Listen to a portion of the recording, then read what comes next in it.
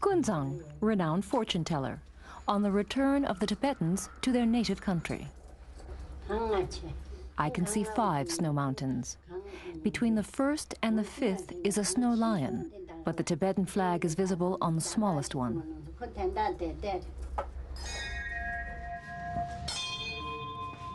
A difficult prophecy for a quick return to their native country. 100,000 Tibetans have lived in India for almost 40 years. They have achieved a modest living standard. By Indian standards, it's considerable.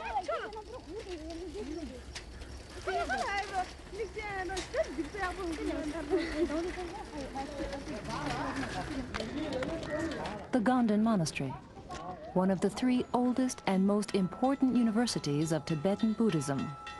Impressions of a monastic university.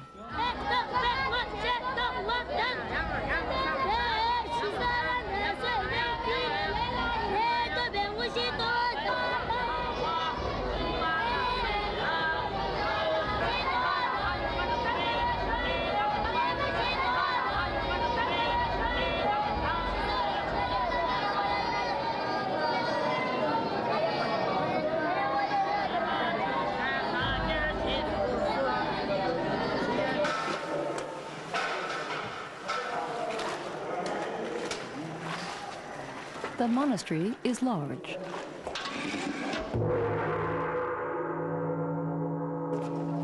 Over 1,000 monks live in the Ganden Shartse section.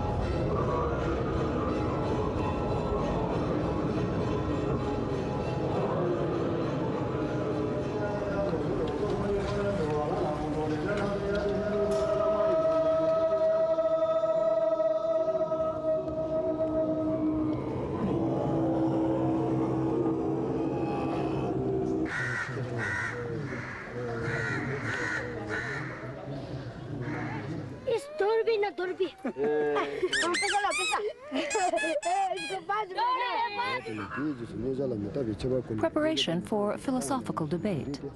Only a few monasteries practice this as thoroughly. View of a very special school.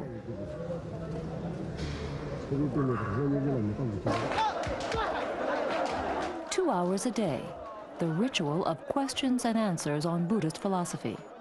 Precise logic at the highest level.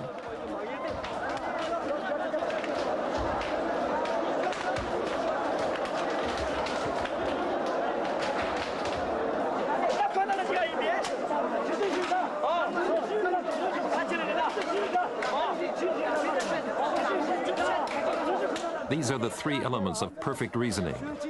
The object is created and everything created is impermanent.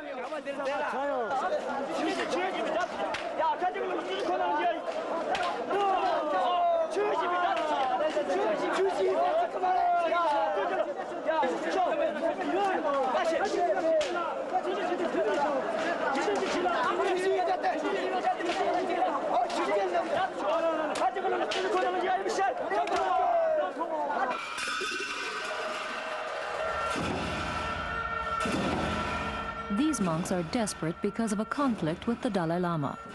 They grant us entry into this temple.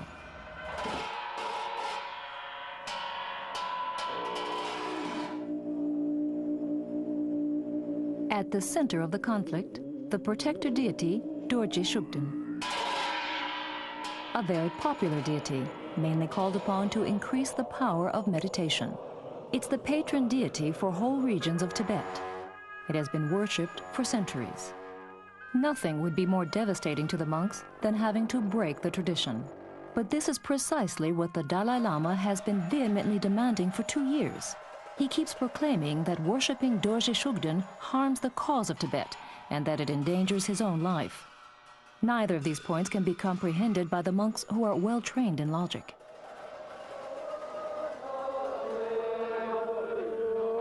An unusual scene, inconceivable a few years ago. Monks demonstrate against the government of the Dalai Lama.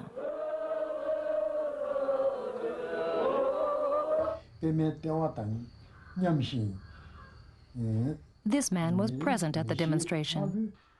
Geshe Phuntsol Tsutrim is 64 years old and tells us that he's going through the saddest moments of his life. We had asked our teachers to initiate us into the practice of this deity. Now we have either to act against the words of these great masters or disregard the Dalai Lama's ban. I deeply regret that I could not have died a few years ago, before this ban.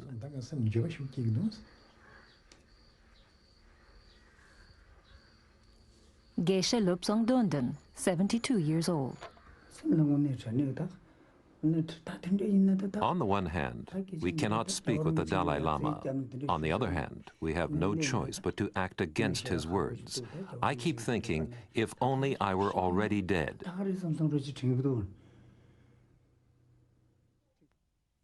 For centuries, Dorje Shugden has been revered by the greatest and most important Buddhist masters, many of whom are the most renowned masters of Tibetan history. One of them was the Dalai Lama's teacher. If the Dalai Lama thinks that all great masters were mistaken, he denies them their qualification as well. They would not be great masters. All the great masters who have worshipped this deity for the past 300 years, were they all wrong? They are wrong. Wrong? Yes. They are wrong. Wrong? That is all His Holiness says about the old masters. A ban that shakes many Tibetan Buddhists at the core of their faith. In just one monastery in southern India, about 1,000 monks refuse to comply with the Dalai Lama's decision. Anonymous threats are spread against anyone who refuses to obey his directives.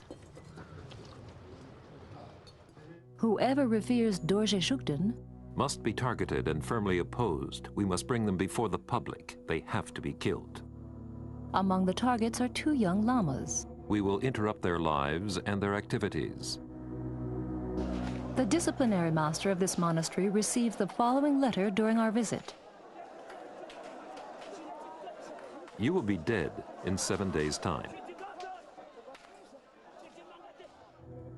After expressing concern about the Dalai Lama's ban, this retired minister was attacked with a knife. He barely survived.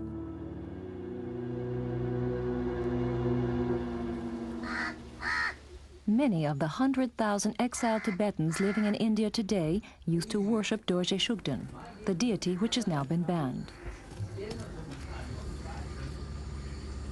The family of sculptor Lobsang Sultrim owns 2 cows and a small field in the southern Indian settlement.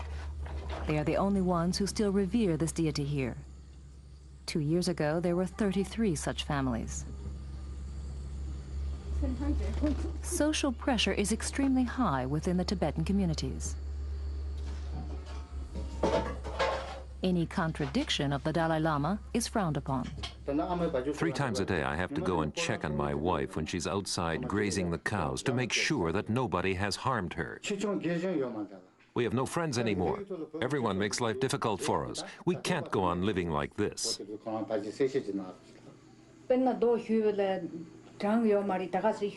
How many times have they thrown stones against our house? A little child sleeps inside. I don't care if they kill us parents, but I'm afraid they will harm our child. Every time I go to work, I'm scared they will kill my child or kidnap him before I get back. At meetings, they all look at me with contempt, even old friends. We live in constant fear.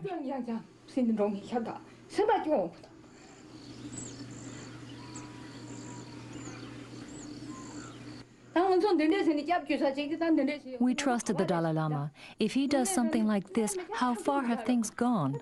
We still live in the Tibetan community, but we don't belong there anymore. They have excluded us completely.